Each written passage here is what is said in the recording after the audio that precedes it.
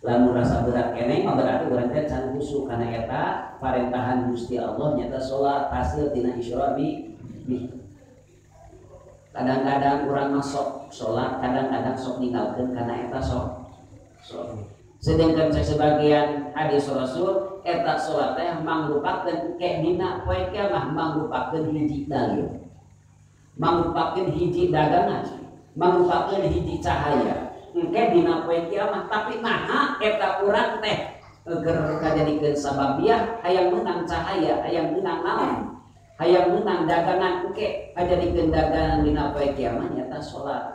Paehan saur Nabi nyata bila mana jalma anu ngadekeun salat sarua jeung ngadegeun agama.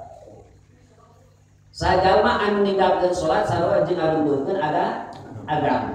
Kumaha